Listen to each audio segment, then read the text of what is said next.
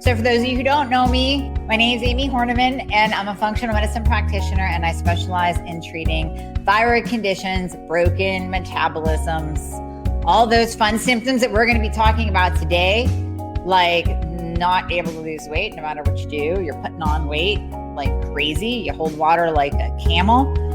All of those broken metabolism issues mainly center around the thyroid, but I also deal with insulin resistance and hormone issues. A lot of times some will have a gut issue that's where the inability to lose weight and all the symptoms are stemming from. But we get to the root cause. That's what functional medicine does. And since I suffered from a thyroid condition myself and was misdiagnosed 6 times and went through years of frustration, I get it. So I get you when you tell me how you're feeling. So that's what we're going to be talking about today, symptoms. I want to go over some symptoms that maybe you haven't even thought of. So, when we talk about the thyroid, we think about the big ones, right? What are the big symptoms when we're talking about a problem with the thyroid? So this is going to be a game changer for you, and you can probably hear the excitement in my voice. The latest introduction, the latest member of the family to the Fixxr line is Metabolism Fixxr. And this, oh my God, I formulated this just for all my people out there that need to lose weight, that need help in the weight loss department, that can't lose weight no matter what they do, that feel like they have a slow metabolism, and that might be thinking of trying all those peptides out there, the Beverly Hills soccer mom drug of choice for weight loss peptides. Or even if you're on them already and you're like, man, these are really expensive and I'm still not losing weight, add in Metabolism Fixxr. Here's what I did. I took the power of T2, which increases your basal metabolic rate while you are sitting there watching Netflix. You're burning fat while you're watching Netflix. I combined it with a very unique patented ingredient called Suppressa. Suppressa has multiple clinical trials backing its efficacy in reducing your appetite, decreasing snacking, and providing way more control over your food intake. It is amazing. We also see improved emotional well-being, just decreased food cravings all around, reduced hunger, and weight management. Add on top of that, we have green tea extract, we have purple forest purple tea extract, both of which affect the metabolism in a very positive way without the jitters of normal fat burning supplements out there from the 1980s and 90s, right? The ones that made you feel like you're having a heart attack. You will not have that in any of my supplements, Thyroid Fixxr or Metabolism Fixxr. But Metabolism Fixxr, we kicked it up a notch. It is in powder form, so you can drink it through your day. It's going to flavor your water. We got orange crush and refreshing citrus. I love them both. It is going to keep you under control all day long. So you throw a couple scoops in your water bottle in the morning, throw a scoop or 2 in your water bottle throughout the day. You will have fat burning and appetite control the entire day for what? 1/8 of a price of the peptides? Oh my God, you can't go wrong. So grab some Metabolism Fixxr today. Please let me know how you do on it. I am super excited for you. Super excited. The thyroid's the master gland. Let's remember that. The thyroid is the master. It controls every cell in your body, every organ system. There is a receptor site on every cell for T3, including, very important for the heart health. So when we talk about your metabolism, we really have to tie it back to the thyroid because the thyroid is the master. So the big ones that we think of are weight gain, inability to lose weight no matter what you do, fatigue, debilitating fatigue, hair loss, losing hair on the outer corners of your eyebrows. That's a sign. Myxedema, poofiness in the face, thickness in the neck, fat rolls in the neck where otherwise you're relatively lean, sleep disturbances. Those are the big ones. Dry skin, brittle nails, breaking nails, ridges on your nails, sometimes white spots on your nails. But we're also going to be talking about today some of the symptoms that maybe aren't your thyroid. So we can't blame everything on the thyroid, but we have to look first at what symptoms could be pointing to a thyroid problem. So I want to go over a list and talk about some that maybe you didn't even think of. And then when I say it, you're going to go, oh my gosh, that's me. How about that? And I will post a link to the complete Thyroid Fix lab and symptom checklist. So you can have all these symptoms that we're talking about. You can go down, you can check them off yourself. And then you can go, oh, wow, I guess I need to get thorough labs done in order to check the health of my thyroid. And this checklist will also have the labs that you need to get to either order yourself or ask your doctor to run on you to get that whole picture of what your thyroid is doing, to get that total health picture. Okay. So other things that we sometimes think about or don't think about when we are talking about thyroid conditions: heavy periods, infertility, miscarriages, and children with developmental delays. Now, I posted a video last week on, was it last week? No, I posted a link over the weekend about the importance of removing fluoride from your life, how it does cause autism, developmental delays, lowered IQ. And of course, we know that fluoride and the thyroid do not mix. You do not want fluoride in your life. But the other thing to think about is if you have suffered from multiple miscarriages or infertility, it could be your thyroid. And this could be a big red flag, a big symptom to look more into before you. Now, if you've already been pregnant, you've had successful pregnancies, that's fine. But if you plan on getting pregnant again, if you're in the process of trying, make sure you get your thyroid thoroughly tested, because miscarriages, infertility, and autism, ADHD, children with developmental delays are big ones when it comes to the thyroid. So that's one that I really want you to get checked and listen to if this is happening to you. Now, depression and anxiety. How many times do you go into your doctor and you're saying, listen, I'm anxious, my heart's racing, I can't sleep, and then I go into this depressive state, and they go, well, here's an antidepressant, here's an anti-anxiety medication, Band-Aid, sends you on your way, right? Depression and anxiety are big ones. And just because you have depression doesn't mean you're hypo. And just because you have anxiety does not mean you're hyperthyroid. Depression and anxiety can occur when you are hypothyroid, when you are not being properly medicated, not being properly treated. Maybe you're not even diagnosed yet, and you have all of these symptoms. And after we get done talking today, you're going to be like, whoa, holy hell, I really need to get my thyroid tested, because a lot of these symptoms, you're talking to me, you're explaining me. This is it. That's what I'm dealing with.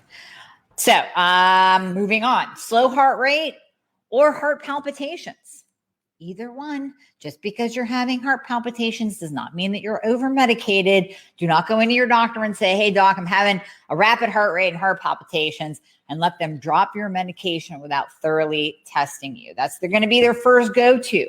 But remember, you can have heart palpitations with hypothyroidism too, with an undermedicated, undertreated thyroid condition. Intolerance to cold or warm temperatures. It's both, people. It is both. And your body temperature can swing. Now, if it's swinging on an hourly basis, on a minute-to-minute basis, that makes it a little bit tougher to narrow down and say it's your thyroid, that you're undermedicated, not properly medicated. We can't just go on that symptom alone. And we're going to get into how these symptoms tie to a bunch of other conditions or answers as well. So intolerance to cold or warm temperatures. Now, even if you are intolerant to warm, like I am, my house is set at 66 degrees. If I had my tether, that would be 66 all the time, but I try to turn it up so as not to blow out the air conditioning and have a super high electric bill. But I sleep with a fan on me, a fan above me, and the AC jacked down as far as I can go. That's just me. I hate being warm. Hate being warm. Now, I'm optimized. That's not pointing towards necessarily me being under-medicated, over-medicated. That's just one of those symptoms that it's gotten a little better, but that's just me. You might be completely intolerant to heat and suffering from a bunch of other symptoms, the fatigue, the weight gain, the inability to lose weight, the losing hair, the depression, the anxiety. So we have to look at you as a whole person and not just say, okay, well, this person is hot all the time when everybody else is comfortable, or this person is cold all the time when everyone else is comfortable. It must be hypothyroidism. No, but that's one of the pieces of the puzzle to pay attention to. Bloating or gas, heartburn.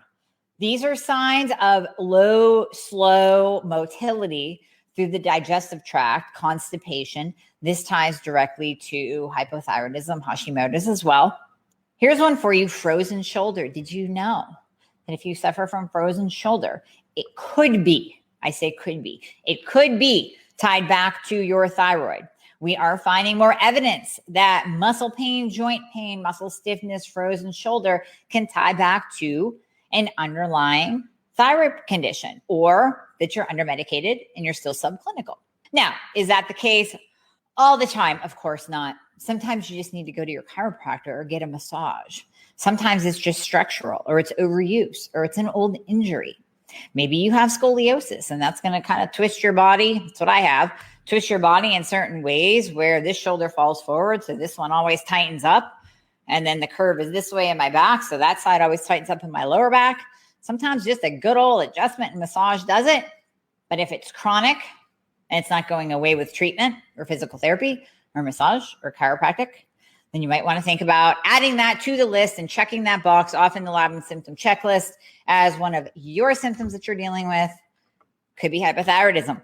Food intolerance, increased allergies and hives. I see this a lot with my Hashimoto's patients, that they break out in hives randomly, sometimes when exposed to the sun, sometimes not. Sometimes it will just be very, very random. It will change with the seasons, and it could be something that they're not even connecting to in their mind. It could be a slight change in a formulation of laundry detergent, and boom, they're having an autoimmune reaction to it.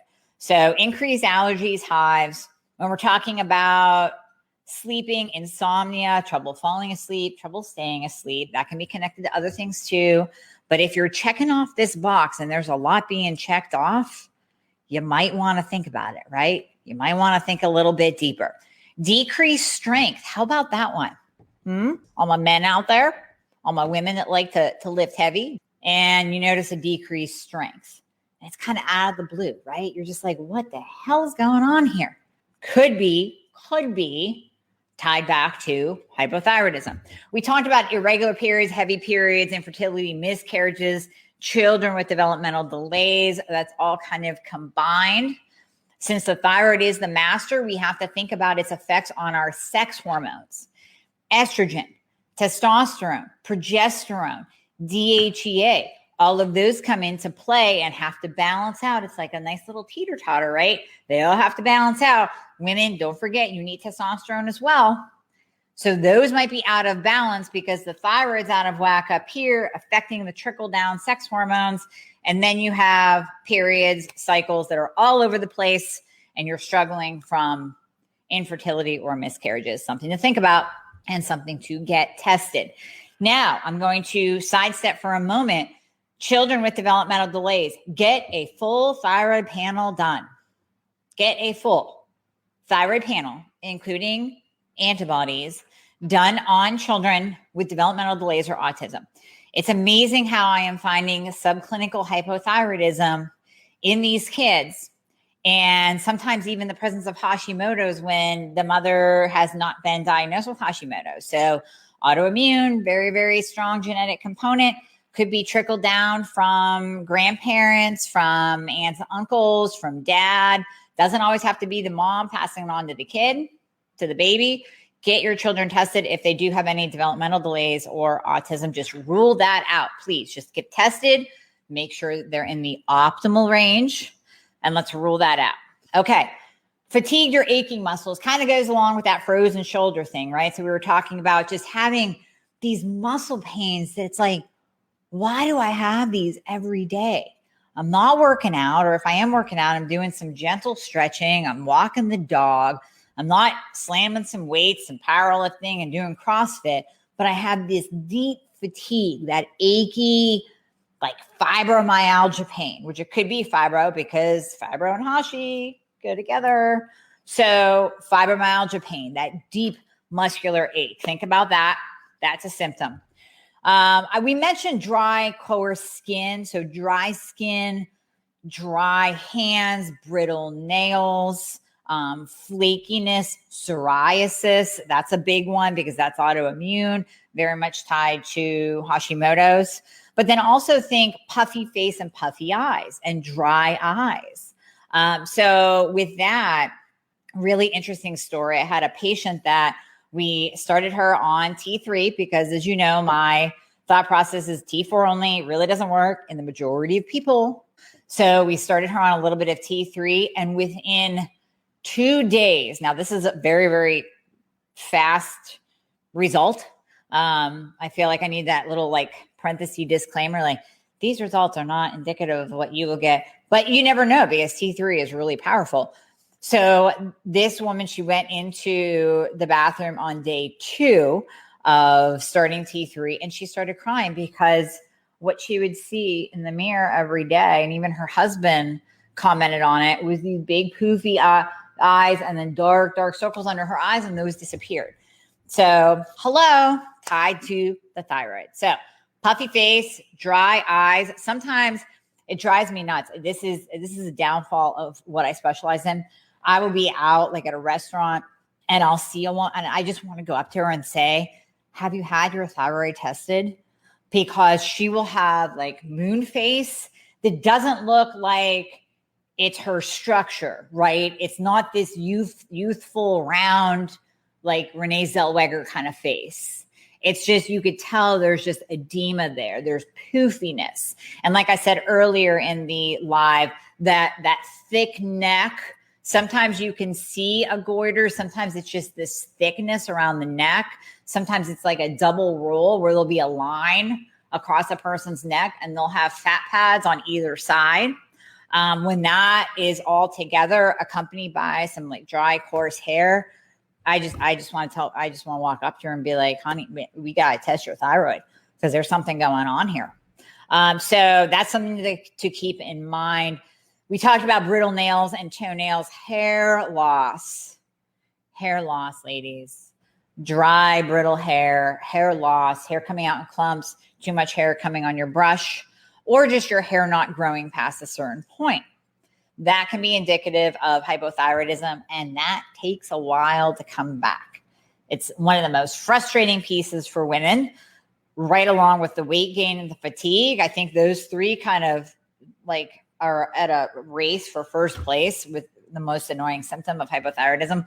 So hair loss is a big one with my patients, and it takes a while to come back because when we start your metabolism back up again, it's like starting an engine, and that hair growth cycle, the growth phase, the dormant phase, the falling out phase starts to speed up. So if we start you on an optimization process of getting everything fixed and optimized and get you your life back and your metabolism back, sometimes the hair will seem like it gets worse before it gets better as your body balances out and your metabolism increases. But hair loss is a big one. I don't have to spend too much time on that, but I will circle back to that when we're talking about other things that it could be. We talked about constipation, brain fog while doing routine tasks, problems with concentration. Maybe you have adult ADD. You just can't focus. You're burning stuff on the stove because you're folding the laundry and you forgot that you started dinner. Blood sugar control. So this is where we see the other systems get impacted. And sometimes the other systems will be that which gives you that signal, that red flag, like, hey, let's get your thyroid tested because there's something going on here. So blood sugar control, hypo or hyperglycemia. So you might plummet low and feel that hypoglycemic jittery feeling. Maybe you're getting glucose readings in the 70s. And that's really, really low for you and you don't feel right. And you're one of those people that say, well, if I don't eat, I'm going to rip someone's head off. And I get really lightheaded and really tired and I can't concentrate.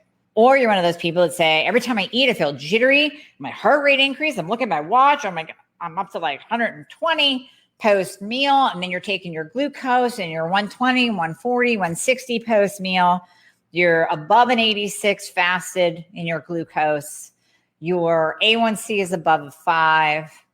That's a problem with blood sugar control. So going back to the insulin tie-in, sometimes that will show its ugly head before you even know you have a thyroid problem. High cholesterol. Now, this is debated because what is high cholesterol, right? Used to be that total cholesterol could be 300 and you wouldn't even get flagged. Now you're getting flagged if it's over 200. I have many people that are not on a statin that are healthy as a horse and their LDL is like in the 300s. So what is high cholesterol?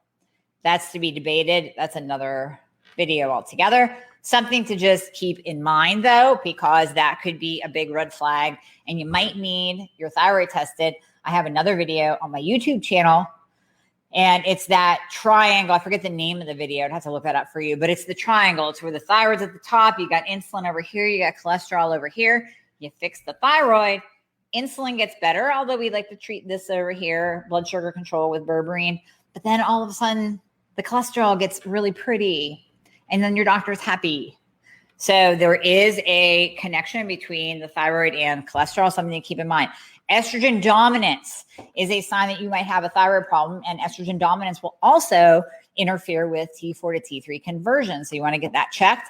Low progesterone. I can't tell you the amount of 30 and 40-year-olds that I am seeing with postmenopausal progesterone levels. It's insane.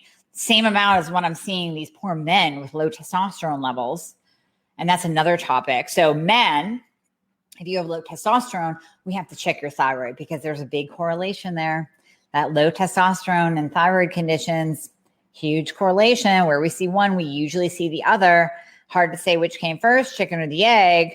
Thyroid is the master, but men, you're exposed to so many estrogenic compounds and stress and pesticides and toxins that your poor testosterone levels are plummeting these days.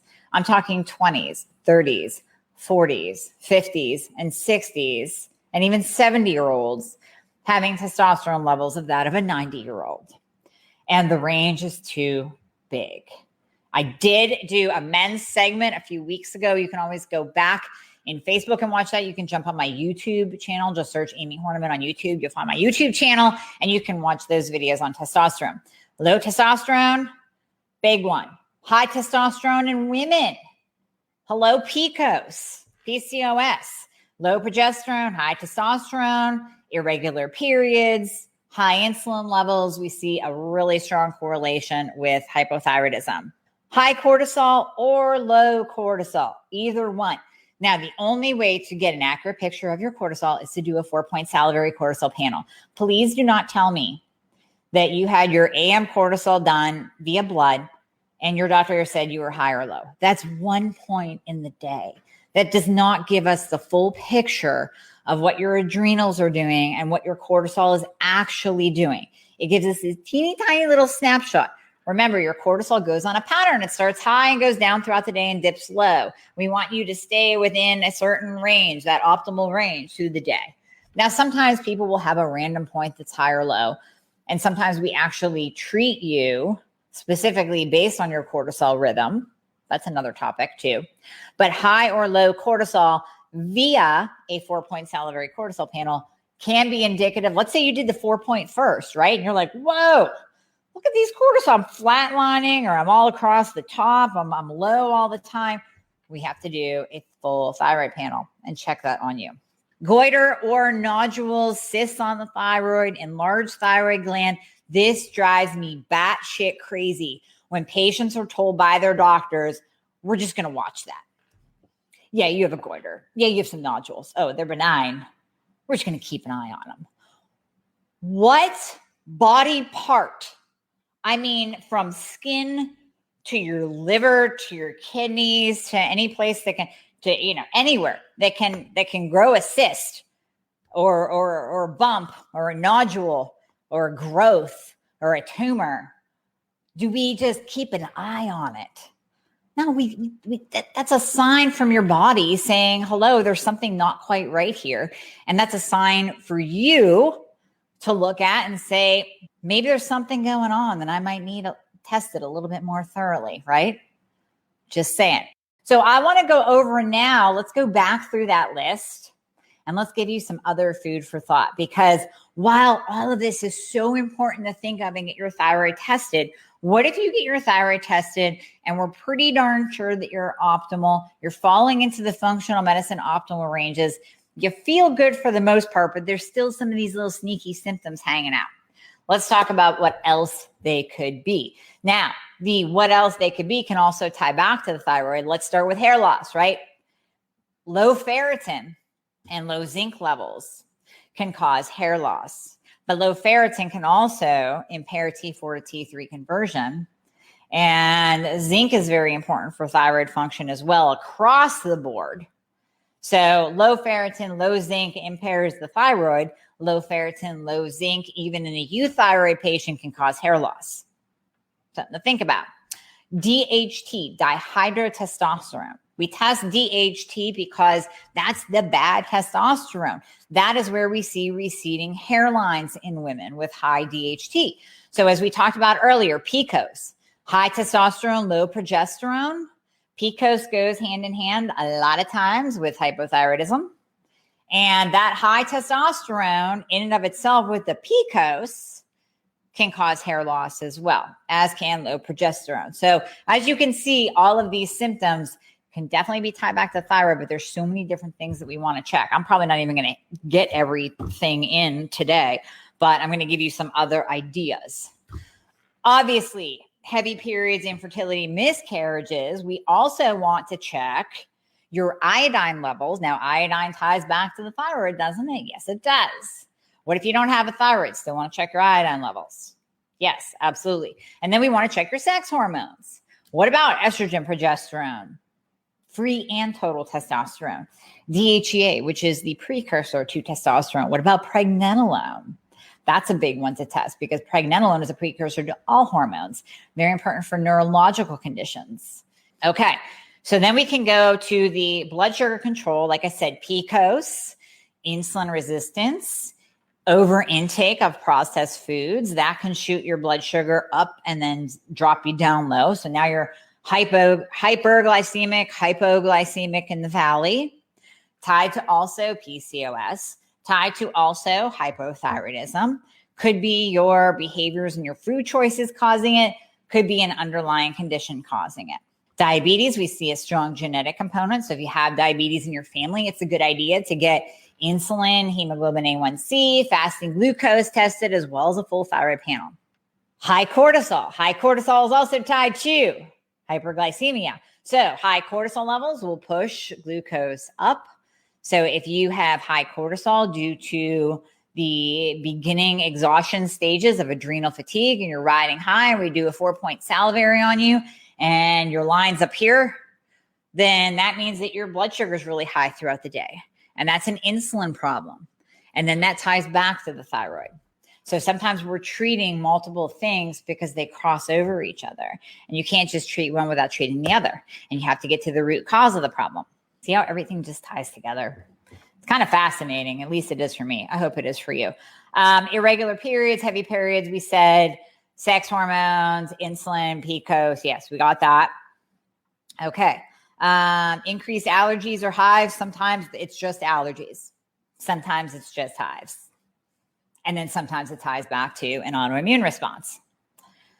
Intolerance to hot or cold temperatures. Like I said, I'm hot all the time. I hate it. I hate it because all y'all that are cold can put on a sweatshirt. I can't strip down any more than a tank top and turn the AC on. So that, I don't know whether it's tied to my thyroid or not because I'm still like that. Like I said, it got a little bit better when I got optimized, but I'm still like that. So I accept that as being just me. Erythromelalgia. So I was on with a patient today. I asked specifically because her temperature is fluctuating. I said, does your feet turn bright red and feel like they're going to explode? Do your feet turn bright red when you are hot? Do your fingertips turn bright red or your hands turn red? Do your ears burn? Do you ever have ear burn? Like the outer corners of your earlobe are on fire. Sometimes they turn red. Sometimes they're hot to the touch. Do Do your feet feel like they're going to explode when it's above 75 degrees? That is called erythromelalgia. And it's a very rare condition. There's no known treatment, but it is tied to hypothyroidism as well. And my sister did diagnose me with this. So even though she was one of the ones that misdiagnosed me in the beginning, like I said, I love you, Pam. But my sister did diagnose me with this as soon as I told her, this is years ago. I'm like, what is going on? If I'm outside and you look at my feet, they're like reddish purple. They're disgusting. They feel like they're going to explode, like they're on fire from the inside out. So she diagnosed me with, I think I'm saying it right, erythromelalgia. And she said it could be tied to your thyroid, but it could just be existing in and of itself, and there's no known cure. So I just stick my feet in ice whenever I can. I've been known to stand in the snow sometimes. Let me go back to our list here. Heartburn, bloating, gas, constipation. Could be they eat like crap, but it also could be tied back to your thyroid. So very important to kind of rule that out, do some gut healing, check for leaky gut. Remember with Hashimoto's, it's a 3-legged stool. So what needs, thank you, Alessio Fasano, 3-legged stool theory of all autoimmune conditions. For autoimmune to exist, we have to have leaky gut. We have to have a genetic predisposition, which you can't do anything about. It's genetics. And leaky gut, and then a trigger like stress, eating gluten, a traumatic event that would kind of be under stress, pregnancy, perimenopause, puberty, the 3 Ps for my ladies, that can spur on and it kind of turn the switch on an autoimmune condition, turn the switch on to Hashimoto's to actually present itself. So if you are eating poorly, eating a lot of processed foods, eating a lot of gluten, eating the bad fats like canola oil, processed oil, fatty fried foods, tons of sugar, refined sugar, then you're kind of causing it yourself from your choices, but you could also be setting yourself up that little switch to flip on and Hashimoto's to present itself. Okay, moving on. Anxiety and depression. Let's chat for a minute, shall we? All right, anxiety and depression. Some people have a brain chemistry imbalance. Sometimes it's just a neurotransmitter issue. Sometimes there is a lower production of serotonin. Now, let me pause there. 90% of serotonin is made in your gut. What if we go back to the food intolerances and the bloating and the gas and the constipation, the heartburn, and you're eating like crap? Then you are actually down regulating your production of serotonin. 90% of serotonin, that happy neurotransmitter, is produced in the gut. That will have a huge impact. There is a gut-brain connection, people. And I actually just recorded a podcast. It's called the Lizard Brain Podcast. And I will let you know when that is released. We talk all about the gut-brain connection and the tie-in with the thyroid and how so many different things can actually cause anxiety and depression where you don't need an antidepressant or an anti-anxiety medication. Sometimes you do. Some people just have that genetic predisposition where the brain chemistry is off. And no matter what we do naturally, they're just not feeling balanced. And that's where we have to use something like an SSRI or an antipsychotic, an anti-anxiety as needed. Yes, we can try things like GABA. We can try things like L-tyrosine to take that edge off of the anxiety. We can try CBD oil. We can try everything naturally, but sometimes that small group of people that we've optimized their thyroid and we've done everything else still experiencing anxiety and depression. Sometimes that is something else. Sometimes it's a brain chemistry imbalance. But we have to rule out everything first. We have to rule out a thyroid problem first before we start slapping on the Band-Aids. All right, what else do I want to go over that could be something else? Fatigue. Let's talk about fatigue. Fatigue and low energy levels, definitely tied to the thyroid. But what else is it tied to? So low vitamin D. If you have low vitamin D, and I mean under 80, so I see these people told, oh, you're totally normal, and their vitamin D is 35. You're not even going to want to get out of bed in the morning if your vitamin D is 35. And if you are in the upper half, you cut the United States in half, and you're in this part of the hemisphere like I am, you have to take vitamin D every day. I don't care if you're out in the sun or not.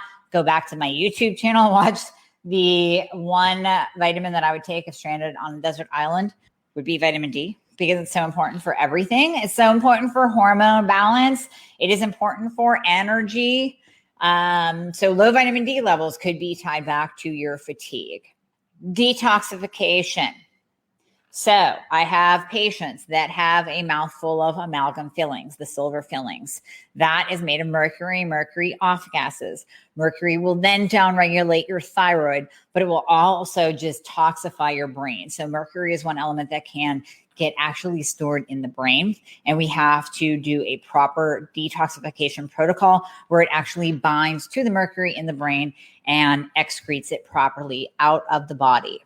So mercury toxicity, definitely a factor, definitely a component in fatigue and energy levels. Some of my patients have had explants, so breast implant removal surgeries, and they have had success. Sometimes breast implants don't even play a factor. Some people are not sick and they don't experience any negative side effects from it. I don't know. I haven't looked. This is not my area of specialty. I have not looked into it deeply. So I don't know if the explants surgeries that are successful are tied to a certain type of implant.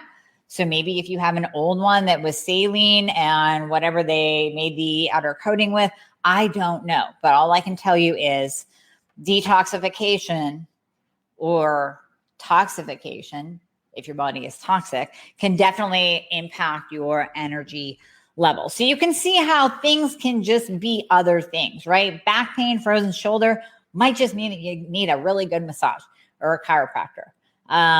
Constant headaches, it could be tied to low progesterone, or your hormones are all messed up, or you're toxic, and that's impeding your the nerve, the migraine, the nerve, pinching on the nerve and inflaming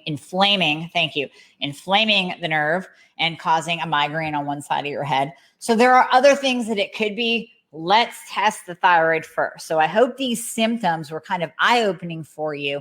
And if you were listening, or if you listen at a later time and you say, oh my gosh, that's me. Yes. Check. Then it definitely is time to get that tested. I am going to put the link to the Complete Thyroid Fix Lab and Symptom Checklist so you can download it. And in there, like I said, you will have all of the symptoms that you can do your own little checklist for, everything that we just talked about today. You can also see all of the labs that you need as well as the optimal lab values. So we're not just going by the normal lab values. We have to go by functional medicine optimal lab values. You must be in that optimal range to feel your best. Okay. All right. Woo. That was a good topic today. So I want to thank you for jumping on, and definitely please share this with anyone that you know that this will help. We got to a lot. I think this is very, very eye-opening for many patients that are suffering from these symptoms that maybe they didn't even think could be tied to their thyroid. And there's a lot of people out there that are still suffering, a lot of people that are still confused, and a lot of people that are still going through what I went through and what you all went through in the beginning when we were trying to get diagnosed and we were saying, hey, something is wrong with me. Can somebody please listen and do the right test and figure this out for me, please? So we all understand how you feel. Share this with people that you think are in that same boat and still frustrated and still suffering and need some direction and need some answers. Thank you so much for listening to the Thyroid Fix podcast. As always, please share this with anyone that you know that needs this information. And I guarantee you there's a lot of people out there and in your life who do. And if you would please take a moment to write a review on Apple Podcasts, that would be much appreciated. I read all of them, and I'll even read some on the air. Actually, I'll read all of them on the air because I appreciate it that much. Also, please remember that anything that you hear on this podcast is not intended to diagnose or treat. So you always want to check with your doctor about any advice given that you hear on this podcast. And if you would like to book a discovery call, a free discovery call, to go over everything that's going on with you and to go over how I can help you, please go to my website at amiehornaman.com. The link is always in the show notes. And click on book a call. Choose a time and a day that's right for you. And we will see how we can help you. Thanks for listening.